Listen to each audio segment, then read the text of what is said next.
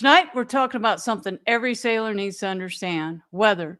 If you have ever tossed the lines, you know that understanding forecasts and routing can make the difference between a smooth passage and a rough one. To dig into this, I'm joined by Keryn McMaster from New Zealand from PredictWind. We'll break down the tools, the forecasts, and how sailors like you and me can use them to make smarter decisions offshore and prior to leaving the dock. But before we get underway, if you're enjoying this sailing content, please like, subscribe, and share. It really helps grow the channel.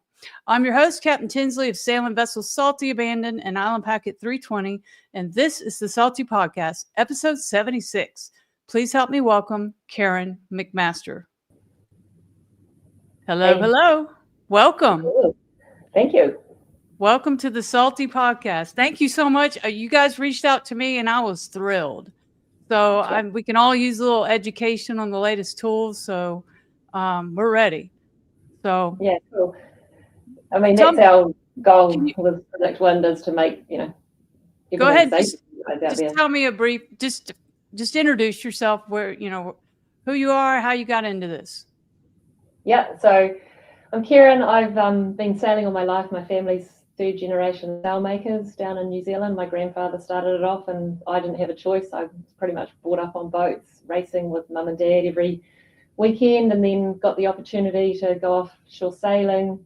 Ended up doing 2 round the worlds, one with which was the Whitbread, and then the ocean race after that on female teams, which was amazing.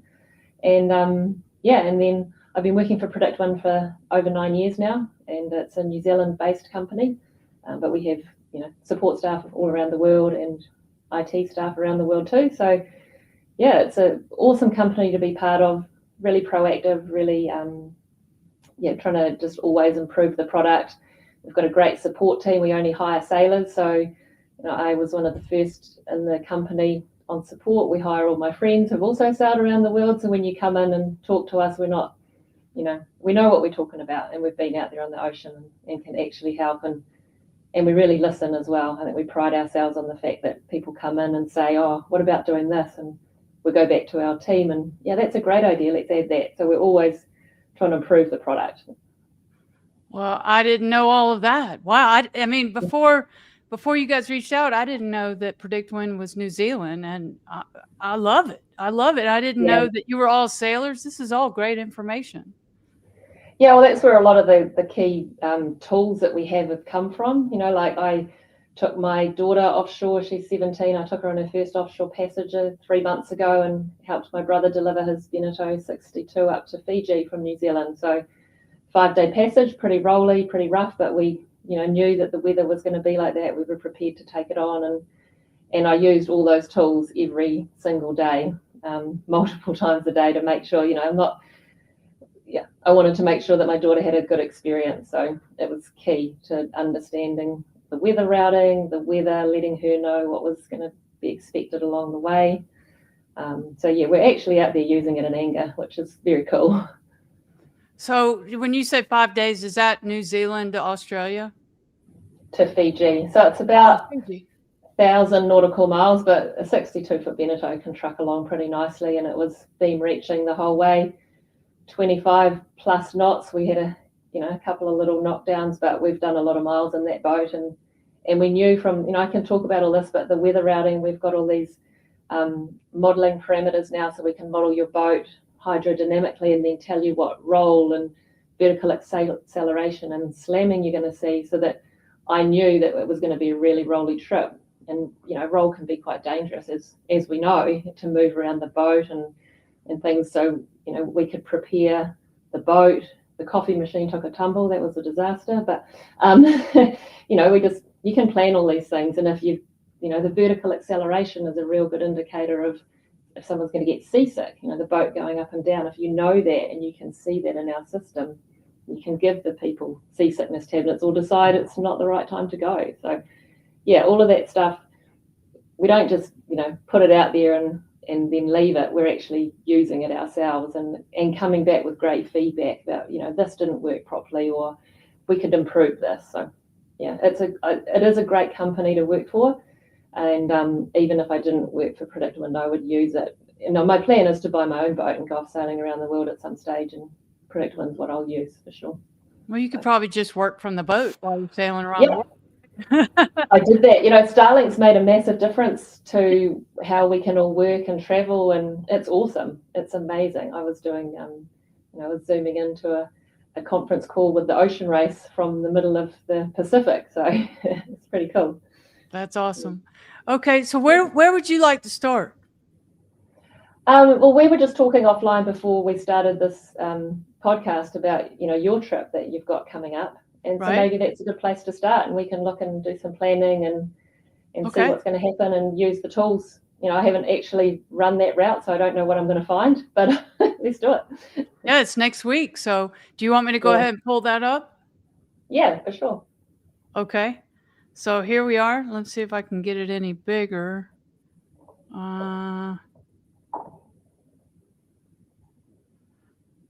Okay. All right. So where do we go from here? So this is like the essence of PredictWind is the forecast maps and everything that you see here. So you're looking at the PredictWind website, but you can also use PredictWind on your phone, on a tablet, on a PC or a Mac. And so PredictWind is location-based service. So other services will just show you the whole map of the world, and you have to sort of push buttons to get in there. The way we do it, we select a location, and the reason we do that is so that you can get really detailed information for that position specifically.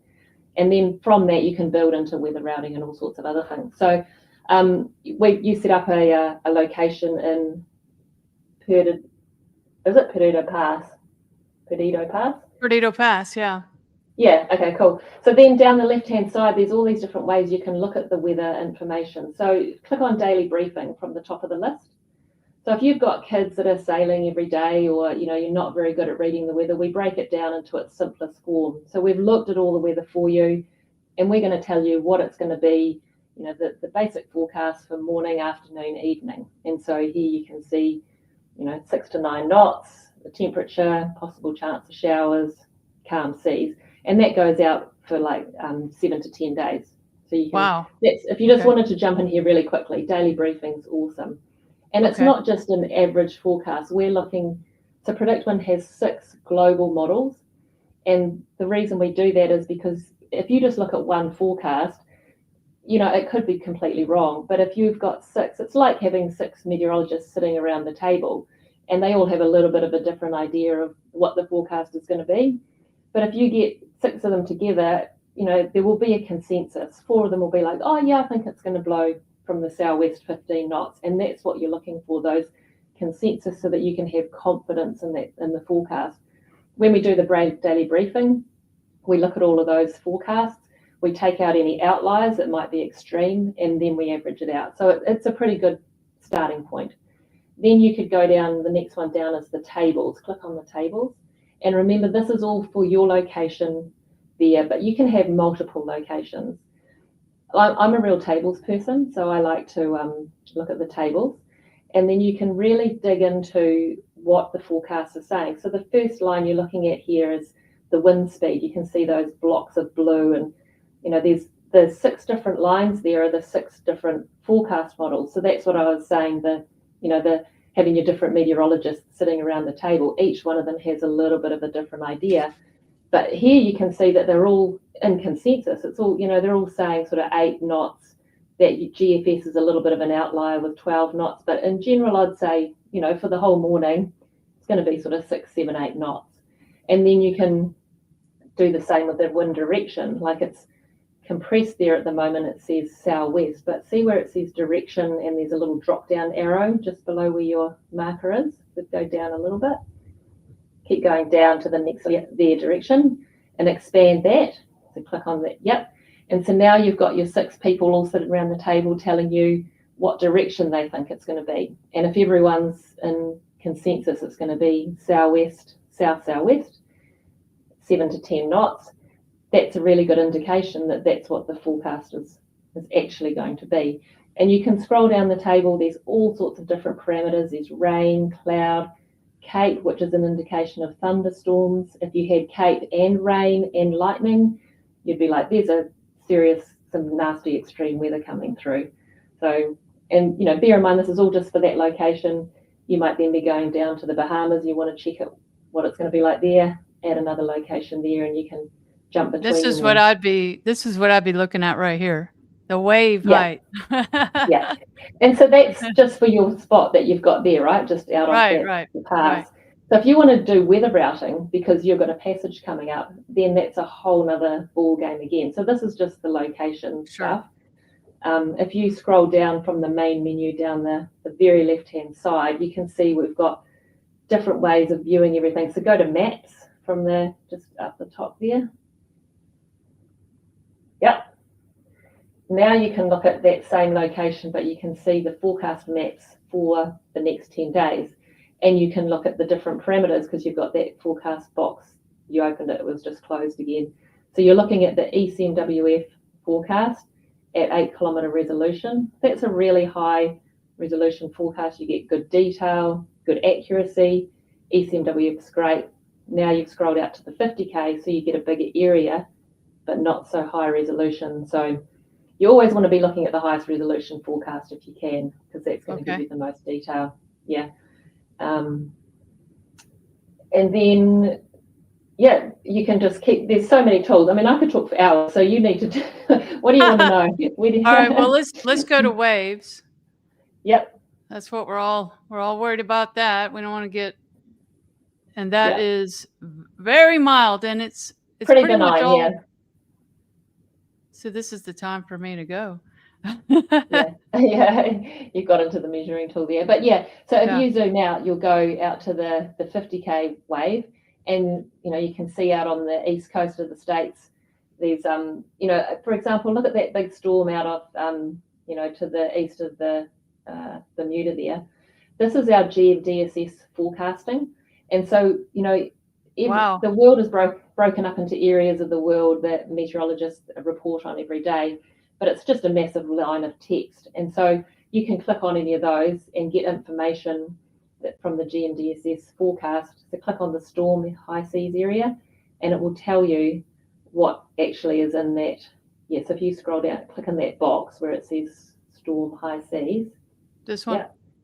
Yep. And then you're getting the information there about what the storm is, what direction it's moving, any other notice to mariners information that you would need that's important for your area. So that's called our GMDSS graphical forecast. We've taken the written forecast and put it into a graphical form so that you can see it on the map and you can see which way it's traveling towards you. So if you exit out of that box and zoom out a little bit, you can see all sorts of different things. You can see ridges, thunderstorm areas, low pressures, cyclones, hurricanes. It's pretty important in your area of the world. Absolutely. Sure. So we got a low right here. Yeah, I haven't looked at all lately, so I'm waiting until the last minute. The other thing I actually looked at passageweather.com. Of course, this is much better. So thank you. So if you keep going down that main menu list, we're still on all the location-based stuff, but so the GMDSS validation, go down to observations is the next sort of big area. Click on observations from that list. And then what I really like to do, wind observations, click on that. It's up the top a little bit. Yep. And for your area, there'll be some wind observations popping up around the place. So these are all ones that we've sourced. And the reason that I like this is because you can actually look at what is actually happening now based on the observations and go back and check the forecast. And if the observation, which is the now time, what's happening now, and the forecast is what's actually, is predicted to happen, if they match, then that gives you a really good indication that the forecast is doing a good job because it's matching what's actually happening now. And so then you can base more weight on that forecast model that's got it spot on for the next sort of 12 hours. So that's quite often how people always say, you've got 6 models, which one do I trust? Well, none of them are perfect all of the time. There's no golden rule, like in your area, you should trust ECMWF. But if you're on the boat or you've got these observations, you can look out and say, actually, it's blowing 15 knots from the south now, and the forecast says it should be blowing 15 knots from the south.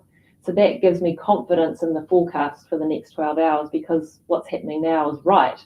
And so then, I might put a little bit more weight or trust in that forecast for the next 12 hours, and it might say it's going to build to 30 knots. Well, that's giving me an indication that I need to be careful and prepare. So that's sort of how I validate what, forecast to use.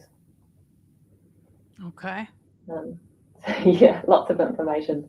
Like I said, I could talk for hours. I kind of liken it to when there's a hurricane, there's always the spaghetti models from all the different models from around the world. So you're taking information from many sources. That's good. Exactly. Yeah. So then, if we're going on a passage, you want to head over towards the Bahamas, you want to start doing some weather routing. So we offer departure planning and weather routing. People often ask, why do you have both? Well, what you want to do, departure planning can break down the weather over a block of 4 days, and it will look at it for each of the 4 days. You'll say, I want to go from your port to the Bahamas. Give me a 4-day window to look at, and then I can look at that and say, okay, day 1 is going to be mostly on the wind, but by day 3 it's going to be mostly 15 knots and downwind. So day 3 is the day that I'm going to choose to go. And so that's what you use departure planning for, to figure out approximately what day. Once you know that, then you switch over to weather routing and you put in all the details for the day that you want to leave, and then it will give you a really detailed forecast of what you're going to see along the way, that roll and vertical acceleration and slamming I was talking about, all the wave data. We've actually got even sail crossover charts in there now. If you load up your sail, like at 25 knots, I'll put in 2 reefs and a storm jib or whatever. You can put that into our system and it will alert you, hey, at 3 o'clock in the morning, you're going to need to change sails because I'm seeing 30 knots come through. Well, you could do that before it gets dark.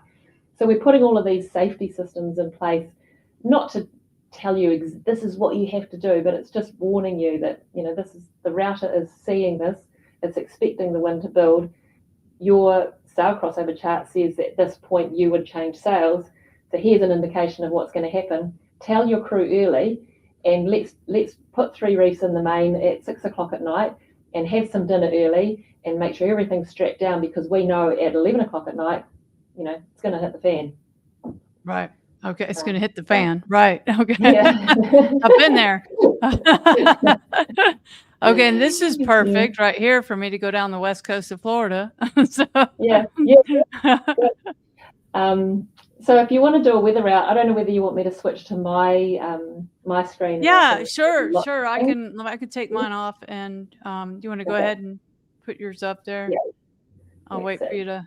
And we've got some people watching. If anybody has any questions, and apparently they're available for questions a lot. And how is that? Just email or chat through the support, or how does that work? Yeah, through so our support team, support@predictwind.com, and like I said, we've got a big team there, all sailors. We've also got like an AI bot that you might come into first now that answers a lot of the very basic questions really well, but always just say talk to a person. If you don't get the answer you want, just write and type talk to a person, and it will get straight through to us, and we answer every question, so you can always get to us. So can you see my screen there? I can. Okay, cool. So what I've done here is we talked earlier about sort of where you're planning on going. And the biggest thing to do is, it's all very well to put in a start and finish point, but if we don't know your boat, you could be on my brother's 62-foot Beneteau and it'll take you, a few days to get here, or you could be on your 35-foot and it will take you, 10 days. So you need to know, you need to tell our system what your boat is, and that's called boat polars. And so in here, so I'm in the main menu, I'm in sail routing, and I'm going to routing preferences. And what I want to do is set up the system. I can set it up for the fastest time or comfort. I could, avoid different amounts of roll or things, but we'll keep it on fastest for now. And we've got all these predefined boats that you can choose. So I've put you down as 32. So we'll go for a 30-foot sailboat. But I did have a look at the list. There is no island packet in here. But if we don't have your boat in the list, you can either get the polars from the designer and give them to us and we'll add it to the list, or you can choose something similar to your boat from the list, or Okay. we've got these generic ones in here. So we'll just put in a 30-foot boat for now. Okay. It's really 33, what- but that's fine. Yeah, Better be that's okay. safe. Right. Yeah, exactly. And it will generate this polar curve. And so this is, the graphical way of looking at your polars. And this can be edited. You can make advanced polars and things like that. You can tell the system you're going to motor if the wind gets too slow. You can tell the system, you might have a Beneteau 50, but that's not in the list, and there's only a Beneteau 45. Well, you'll sail a little bit faster than that, so you can change your polar speed up or down to adjust to it. But anyway, this is the most important thing that you need to tell our system.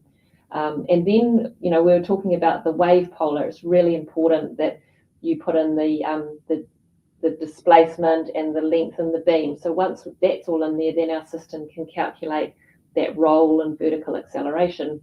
Okay. We've also got depth avoidance. So we've got depth contours built into the system. So if you say to avoid 2 meters of depth, that's what it will do. It will take you around everywhere. But I know that the Bahamas is pretty shallow in places, so I would probably do land. So it will just take you, it'll avoid land, but may take you over some shallow spots. You have to adjust, for navigation, you got to, adjust your, check it out properly. This isn't a navigation system as such. Tidal and ocean currents, that the Gulf Stream is massive on the east coast of the States. I've sailed across it and been in it many times, so that's huge. So you want that in your routing as well, so that it's all taken into account. So all these things you just set up once, and this is what I was saying, the sail crossovers. You can go in here, you can either import, we've got again a list of all the different boats, or you can build your own. So I've got a Beneteau first 47.7 in here at the moment. Once you've done all that, then you can just simply move your start and finish waypoints to wherever, and then you click on calculate up here, and it does it all for you. Wow. And so the old school way of doing it was that you had to download all the grid files to your computer, and then so you'd have to go in, choose which ones you wanted, choose what resolution, choose what size. We're trying to make it simple, especially when you're at sea and you're rolling around. You don't single handing too. all of that. Exactly. So you want to, we give you all the tools, you set it up, push go, and then you get all the results for you to look at. Now, these results aren't a roadmap. Like, we're not saying you must go this way. You still have to go in and review it all based on, what you know of your boat, your crew, your ability, but all the information's there. So I run this route, and I've told it just to avoid land. So it may have gone through some shallow areas, and we can change that. We can make it go further down around the Keys if need be. But so we've got, these 6 tracks, which are the 6 different forecast models. We've got your 6 meteorologists sitting around the table saying, well, I think you should go this way. Well, I think you should go that way. But again, we're looking for the consensus, and all of them are saying pretty much straight down and around. Like, the forecasts are all agreeing, because all of the lines, they're all sort of in agreement of what you should do. And what I like to do is go into the tables here. So that's the route with the map overlaid on it, just so that you can see the visual map. But the tables data is golden, because instead of doing it on the old school way on your computer, we've told the PredictWind server to look at all your information and all our weather forecasts at the highest resolution with the most, the best tides and the best wind and everything, to generate this routing package for you for this particular time. And so you can go in here. If you're a graph person, you can look at it in graphical view, and you can see that the wind for the whole passage is really sort of only 10 knots, maybe building a little bit at the end, so something to be aware of. But, in 4 days' time, that forecast possibly has changed, Wow, and you're updating your forecast every 12 hours. So you should go today. Yeah. And direction and true wind angles. So bear with me, there's lots of data in here. What I want to go down to is Is that as far as it goes, September 29th? Well, that's the end of your now. route. So yeah, so it's predicting that based on your 30-foot sailboat with the forecast, if you left right now, it would take you, 5 days and that's where you'd be at the end of the route. So this And is all based around the route. That's the forecast, Yeah. like in the Bahamas or something. That very at the very Exactly. end. Okay. At the end, yeah. And so here we've got, this is the roll, that, we say anything more than 4 degrees of roll is difficult to move around the boat. Well, there's very little roll for the first part, which makes sense because we looked at that wave forecast before and there was nothing until you get out the other side, and then it skyrockets, so that you're going to tell your crew by the end of the passage, it's going to get pretty rolly at the end, but not for too long. It's just the end of the passage. And again, the vertical acceleration. So no one's going to be seasick, for the first 3 days. You got someone here saying you got someone on the screen here. I love PW. It's fantastic. Good. Great to hear. Yeah, and again, the slamming. So all of these forecasts are all lining up to say, well, the first 3/4 of the route's going to be great, but when you get out here, it's going to get a bit nasty. And so the reason you want to know that, prepare your boat, prepare your crew, and know that it's only going to be for a short time. And yeah, and so then the other thing I like in the tables when you're planning routes, if you go to the summary, you can see here, this is again your 6 meteorologists all sitting around the table with their opinions, but they're all saying that it's going to take us about 4.5 days, 4 days, and the maximum wind speed we're going to see here, and the time upwind, like we're not going to spend much time upwind, mostly reaching and a little bit of downwind. So that's, just without really digging into it, that's looking pretty good. And most of the time in between 8 and 20 knots, none of this up in the 30, 40 knot range. So that, again, is stuff to look at to know, okay, this is going to be a pretty good passage for the time that we're going with the boat that we've got and the conditions that we've got for now. And you can look at all sorts of, you can dig into the wave, the primary, the secondary, the tertiary. We know that you can get those really mixed waves if you've got a system out to the east is doing like that ground swell, but then you've got a wind swell or chop on top of it. It can become really messy. That might be why you want to dig into the different primary, secondary, tertiary swells. The current's a big one for that. The Gulf Stream. So towards the end, you'll see, if we go back to the map and let's look at that current. So I'm back on the map here. I'm going to go down to my forecast options, and I want to look at the currents, and I want to look at the Mercator. And here you go. So you're hooking into the Gulf Stream that cruises up here. And so that as you come around the corner here, this is, where do you cross the Gulf Stream and at what time? And, you're crossing it quite hard here. And that's where that vertical acceleration and slamming and roll all came in, is right around here. So again, just another way to see that, you need to prepare the boat and the crew.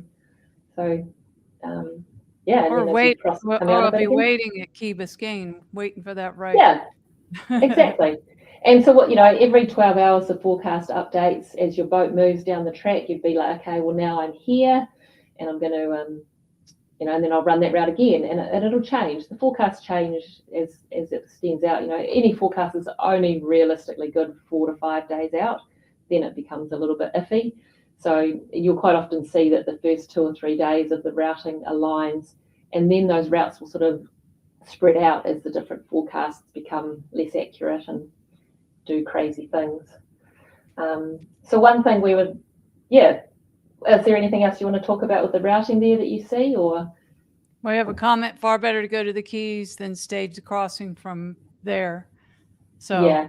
So yeah. I don't know this. And what you could do, like if you knew that, you could put in a waypoint and say, like, so I'm in the waypoints box here now, and I can put in an intermediate waypoint where it's just dropped this little dot here in the middle, and I can pull that down. I say, okay, well, we're going to go out to the Keys here, and then we're going to go across, and I can even make that a port waypoint. I can round it to port so that that it's you're going to come around the bottom of it instead of trying to go exactly to it. You can also put in a boundary, like you could say, okay, I want to create a boundary around the Keys, and so I'm going to put a little area in here. We're going to go through. I want to avoid that. Okay. Right. So that's just an example. And if you put in that boundary, let's get out of the exit boundary box. If you put in that boundary, then the router will respect that boundary and it will take you around it. So if you knew that there was an area that you really wanted to avoid, you could put in that boundary, which is pretty cool. And you can see how easy it is to put one in, and then I can just edit it. Yeah, I can remove it whenever I want. So, yeah. What else? Okay. So, so let's see what's said. Yeah, come to the Keys and then cross safely during the best weather window. That's definitely what I'll be doing. I'll be going up to Key Biscayne. I'm going to drop down from Marco down through Marathon, underneath the 7 Mile Bridge, and then make my way up. Before we go on to the next thing, I want to make one announcement. This has to do with, I'm going to be releasing some T-shirts. I'm going to be opening my own little store, and right now I've got my shirt on. Let me take that off. This is a SPF shirt. Let me see. It's got Sailor right there. Look at that. And it's got the Salty Podcast logo. And I'm going to show you some pictures. And I'm going to be opening my Shopify. And so this is just some pictures of the model on my new store. And they're sharp. And they come in gray. And they do. They come in women's also. And the white has the red Sailor on it. The reason I get regular T-shirts, Bell Canva, and the reason I decided to do podcast T-shirts because everybody's got T-shirts for their own boat, but I figured people might want to buy a shirt, with the podcast on it, and kind of helps me offset the expenses. I do operate in the red on the podcast. I'm just now getting to monetization. So I thought I'd kind of offset some of my expenses with some really cool T-shirts, SPF shirts too. So with that, thank you for your patience. That's coming soon, and hope everybody will be excited about it. So on to, you want to talk about tracking? Yeah, tracking's awesome. So, let me just say, I saw Sailing with Phoenix, and I haven't been sailing on my boat since late 2023. I haven't taken a long trip, so I didn't know that you could track on PredictWind. Maybe you could do it before then. I didn't know. I use an InReach Explorer. Okay. The T-shirts look great. I wanted to get that out there. So tell us how that's done, because I saw Sailing with Phoenix. He gave everybody the link, and I just really liked it, and I'd like to know more about that. Yeah, so tracking's a massive part of what we do. It's a real big safety feature, and it's nice to be able to share your story and put it into your blogs or whatever you're doing. So what we do, if you tell us your boat name, we will create a tracking page for you specifically, a URL specific to your boat. And then you also tell us how we can track your boat. So we can track your boat with multiple devices, an InReach, Zoleo, Iridium Go. You can do it manually, or we've got a product that we sell called the Data Hub, which is awesome. And the Data Hub connects into your N2K network, your NMEA network on your boat. You plug it in, and then we can get the position from your chart plotter, and it can get sent to PredictWind, and we can update your tracking page that way. The cool thing about the Data Hub is when you have it connected into your N2K network, we can also show the wind speed and direction. So I'm going to share a screen with you. Okay. This is my brother. So this is what we did when we went to Fiji. So just bear with me, entire screen. Take your time. We're sailors, we move slow. So, can you see that? Yes.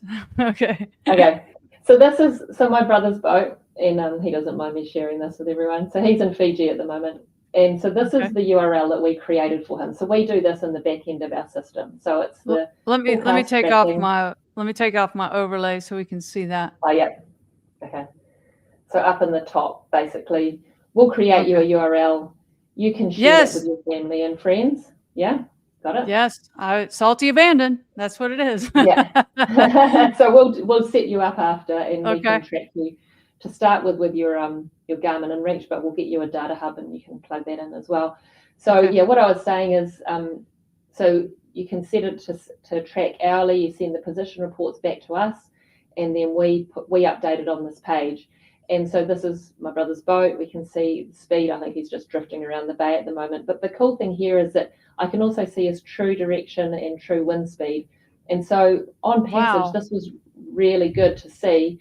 My mum follows this all the time. One of the guys I work with, Nick, he saw that, up about here, we had been doing 9 knots the whole way, and all of a sudden we were only doing 4. And he actually messaged me on the boat and said, "Are you all right?" And I was like, "Yeah, we just had a big knockdown. We're just cleaning everything up, including the coffee machine and things. And we can blog about it here." So I actually, said here that the coffee machine survived. So if somebody's tracking you, they can click on it and go, "No worries, we're just cleaning up coffee." Yeah, and we've had cases where people have, someone's contacted us because everything else has gone down, but the tracking was still working, and they knew that the boat was okay because it was still moving, but they had no other communications with the boat. So, or it was going backwards and around in circles. We've had a couple of those incidences where people have contacted us. We've checked the tracking page and know that it's accurate. There's actually something wrong on the boat. They've sent the Coast Guard out, and there has been a problem. Wow.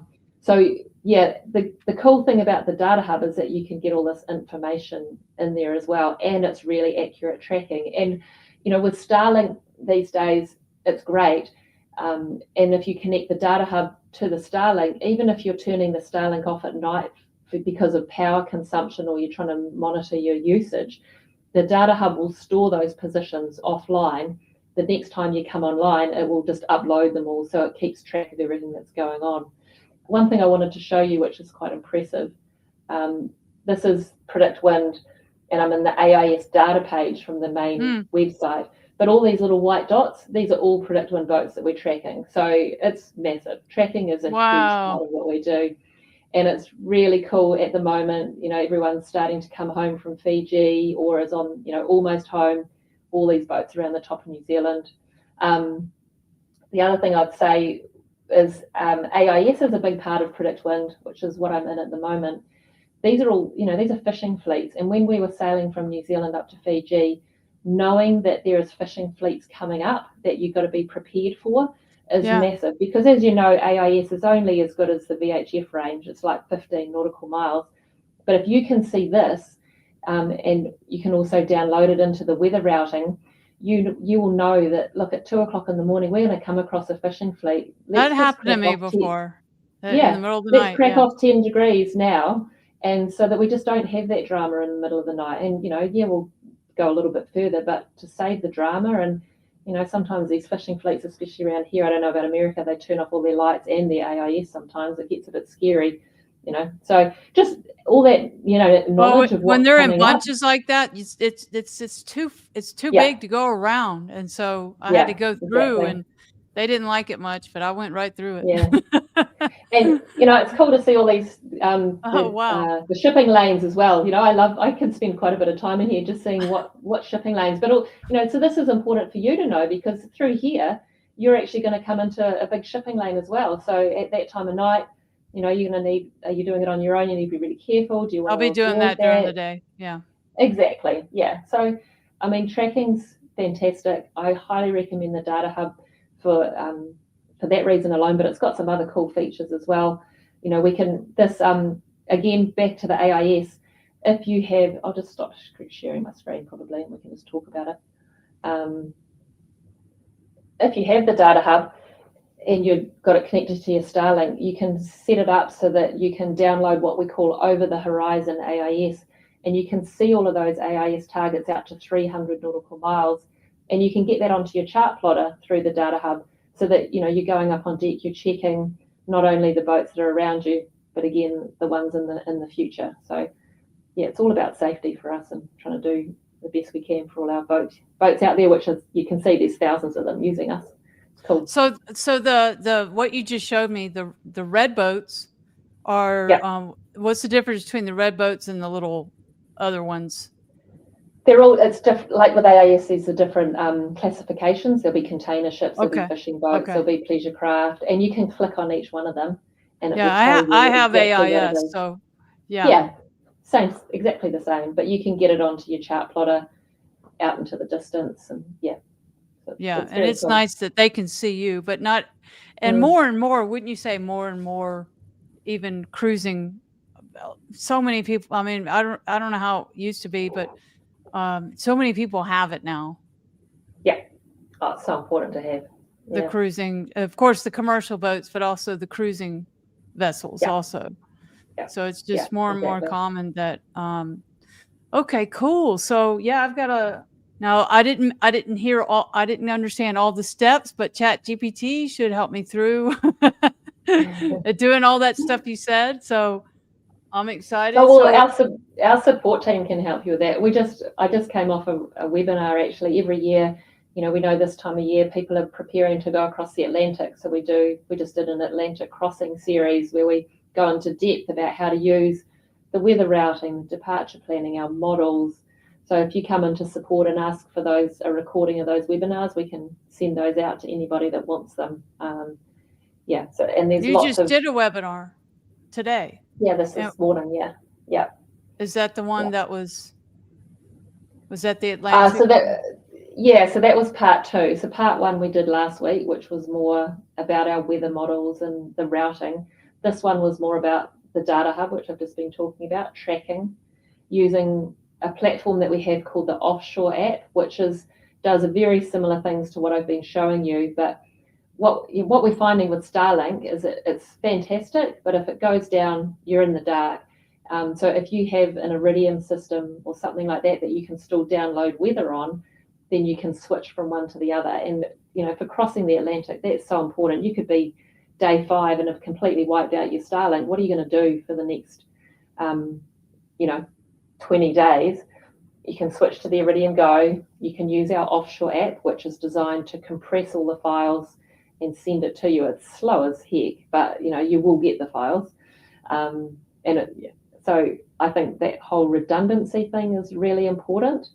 Starlink, don't get me wrong, is amazing. I use it. I'll have it on my boat 100%, but I will also have something like an Iridium that I can use to download weather if it turns to custard. Well, I've got WeatherXM and I've got the InReach and I've got Starlink. And I was debating whether I should, I always pause all those services until I need them. And I was debating whether I should because I do like the WeatherXM. It shows up on my chart plotter. So what do you think about those 3 redundancies? Well, you got the phone, you got you got the PredictWind, and you got the InReach, you got the chart plotter with the WeatherXM, which seems like a good idea, and you got the Starlink. Yeah, I think for what you're doing, that's fine. And a lot of the time you'll be in cell coverage as well. So it just depends on how far offshore you're going and what you're doing. The InReach is fine. It's a great tracking device, but you can't download weather using it. So you would have to have someone on shore that you message to say, hey, my Starlink's died. Can you tell me what the weather's going to be for the next day or 2? And you need to know that you can trust them, that they understand all of that. I think it's got some primitive weather downloads. I think it's not. It's very basic. It's got the GFS. It's just one model. It's very low resolution. There's not much to it. So, it's something. And in the old days, that's all we had, sailing around the world with faxes. So. And it wasn't that long ago. No. Well, so what am I not asking that you think's important for, people? I think understanding what we offer, the different models and why we've got them all and why it's important not to just stick to one. And the resolution of the forecasts, the resolution is big because you can look at a map that's 100-kilometre resolution. That means that for every 100-kilometre square, I'm giving you one forecast for that whole area. And that can change based on, what islands there are. Are you on the lee shore of an island or on, what's going on there? But when you reduce the resolution down to 50K or 8K, or in a lot of areas, 1 kilometre resolution, all of a sudden you get to see, all of the funneling through between islands and the lee shores and how, wind moves around islands and things. That's so important to understand that. And you can actually get a different forecast for the same area based on resolution. So most high resolution forecasts only go out sort of 36 hours and then it extends out. It changes resolution. But always be looking at the best data you can find, and that's why in PredictWind we've got all these different models at really high resolutions so that you can make the best decisions for your boat. So I think that's pretty important to understand that and to know how to change those resolutions and how to change the models. A lot of people are, when they first start using PredictWind, don't understand any of that. So, when you're on the maps, you can change between the different forecast options. We've got, wind and cloud and gust and cape, and you shouldn't ever just be looking at wind. You should be looking at all of them together. Waves. Jumping between the maps. Yeah, waves is so important. It's more important than a wind in a lot of times, because you could sail in 30 knots in flat water, but 30 knots with 4-meter seas, it's a completely different story. So, yeah. Just about, if it's wind that's coming off the land, there's a good chance that the water's calm. In a north wind here on the northern Gulf Coast, the Gulf is flat. And it's like, I call it the crack high. That's the perfect situation. You've got 20 knots and you're just boogieing down the beach, on your boat. No, I would highly recommend, getting to use the routing tools. It's not something that like any new program, it takes a little bit of time to learn it and understand it. So don't leave it until you're throwing the lines off the dock and then wondering what you're going to do. It's pretty important, and it's a massive asset, and the people on the boat are really valuable. So you want to get it right. So you got to spend a bit of time doing it, and that's why our support team's there. We know we've used it, done it, happy to help share our experiences. And you even get little extra tidbits from, Smiley, one of the guys. He's a salty old sea dog, and he'll talk to you on the phone, and then he'd also tell you that every, if you got the spinnaker up every 12 hours, you have to rock the halyard so that there's no chafing and things like that. So you get all these extra little bits and pieces in there. Did they ever say, "Are you crazy? Yeah. Why did you leave the dock?" Yeah. I'd love to say that sometimes, but you can say it to me. Okay, feel free. So what can we talk about cost? What's the cost for the subscription? So there's 3 different levels of subscription. So the basic is, if you're just cruising around the coast, basic level's US $29 for the year, and that gives you, I think we're up to 16 locations and all sorts of, saved locations, like what we were doing, looking at all the forecast stuff for that. And then if you want to go up to weather routing, departure planning, having all those extra bits and pieces, standard or professional level. So standard is $249 US for the year. And that gives you the options to weather routing and tracking and all of that. Any weather route you run will include ocean data in it and the highest resolution forecasts that we can find, all done on our server. It's cloud-based. But if you want to see and really dig into that wave data, the roll, the vertical acceleration, the slamming, you need to have that professional level. And so that's $499 US for the year. And I think it's money well spent, because you only have to have a couple of situations where you get into some bad seas and all your family's hating you because you've taken them out in it. You're not going to get them back on the boat. That professional level is pretty important. So Hayden, somebody's watching and been commenting. Which plan do you have? If anybody's watching, just go ahead, and we do have some people watching. I'd like to hear what people are using, especially Hayden, SB Island Spirit, because he's felt ready to go back to the I can't remember if it's St. Martin. If your boat is St. Martin, or sorry, Hayden, I don't remember. But they spend 6 months in the Caribbean, so I'd be interested to hear what he gets. But and you can drop up and down between levels if you want to. But if you're always trying to look at passage planning, or you're planning your next adventure, you just keep it going. It's definitely worth it. He has the mid-level plan. He's been using it for 10 years. Yeah.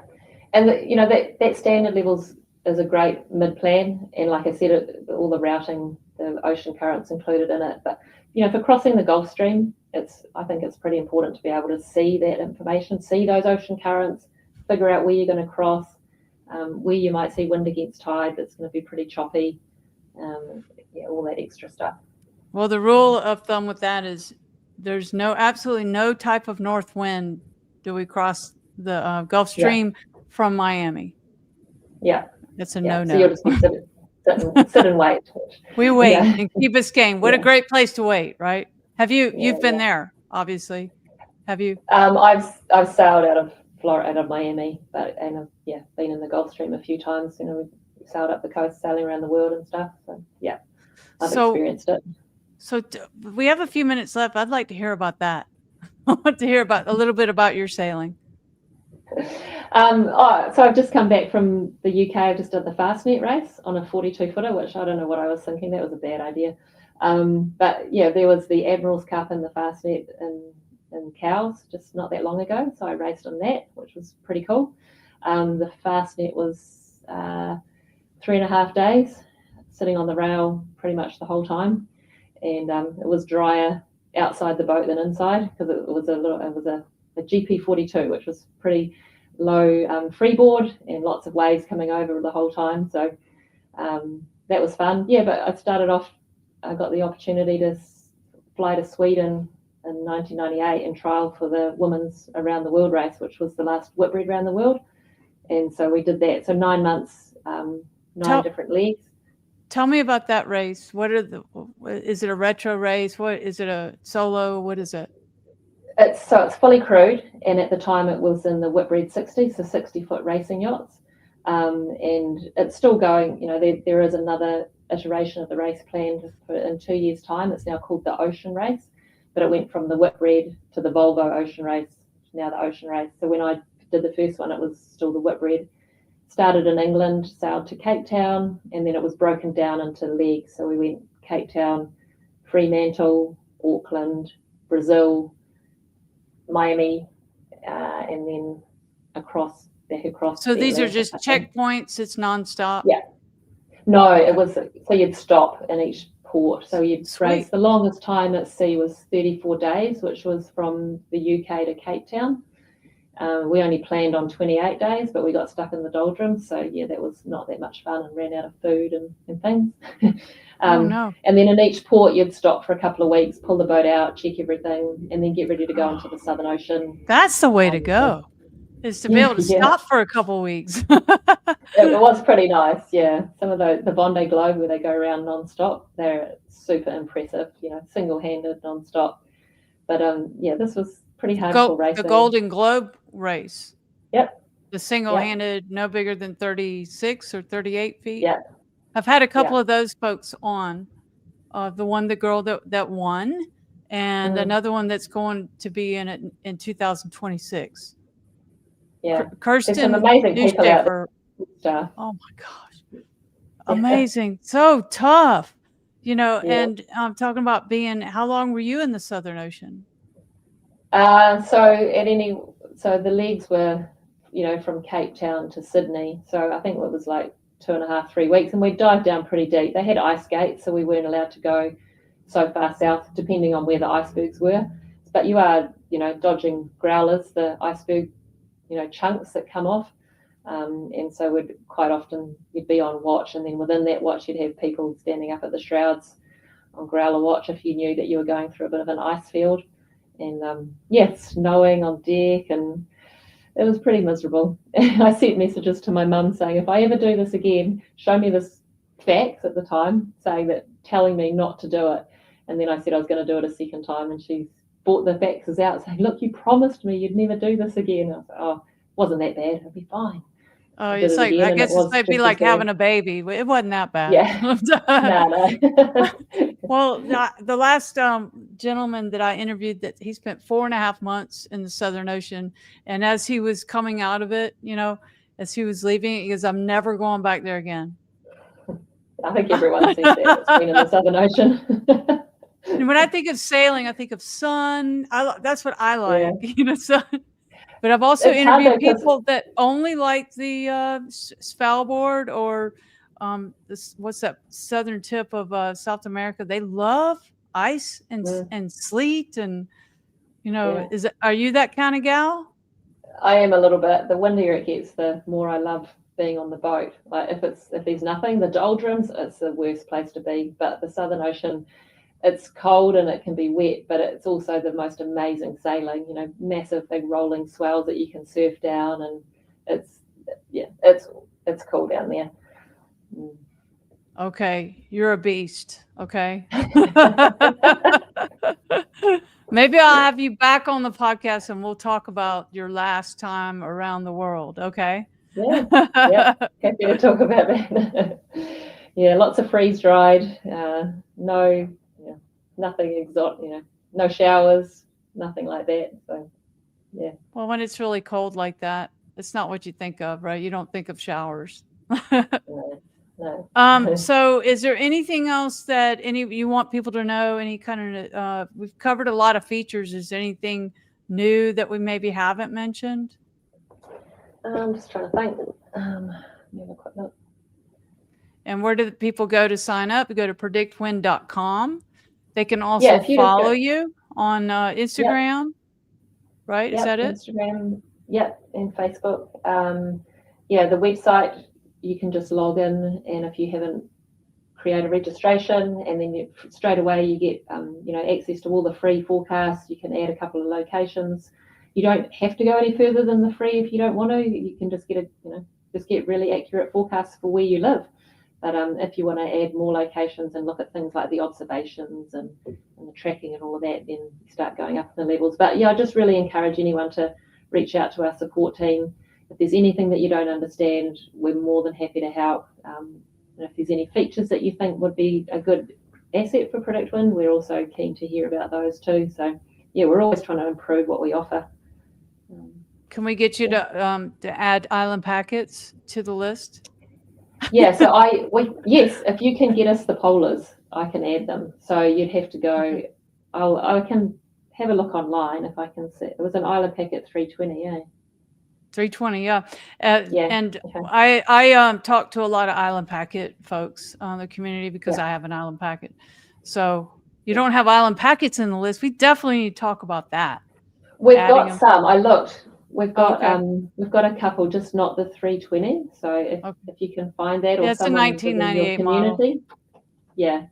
Then we can for sure add it. That's easy. We just need the data. Okay. Well, Hayden, if he's still watching, he'll know what you just said, that you need the polars. I don't know what that is. I'll have to ask ChatGPT what that is, but is it basically just all the data, all the specifications for the boat? It's how your boat will sail in any given wind condition. So like what speed will your boat do in 15 knots of wind at 90-degree true wind angle? So when you're reaching in 15 knots, is your boat going to do 6 knots? Well, then we put that into a chart. And then at 20 knots, what speed will it do? At 5 knots, what will it do? When you go off to a beam reach or broad reach, 150 true wind angle, what speed is your boat going to do? And so it builds this polar curve. And then from there, our router can figure out how fast your boat's going to move through the different weather systems and put you in the right spot at the right time for that weather. And you can see why that's so important, because your boat's so different to my brother's boat. And that's really important to know, because if you're not in the right weather system at the right time, all the information you're getting from us is going to be wrong. So you've got to set that thing. I can definitely sound this. This is amazing. So Hayden says we have all the polars for every IP yacht. Great. So if you can send them to us, we'll load them into the system, and then they'll be available for everybody. And you just select the predefined polar, scroll down in the list to IP320, and then our router will use those and be way more accurate than a 30-foot sailboat that I put you on for now. That is so awesome. Okay, so how does he get this to you? Just send it to support@predictwind.com and say, attention Keryn, from the podcast, please load these polars into the system, and then just give us those. We really need them in like a CSV. We can't really get them just from a PDF. So if you could convert them into some sort of CSV file, that would be good. Okay. All right. Let me, okay. Support at PredictWind.com. Attention, Keryn. Yep. Okay. Hey, Hayden, can you do that before this weekend? So yeah, this is an island packet expert right here, right there.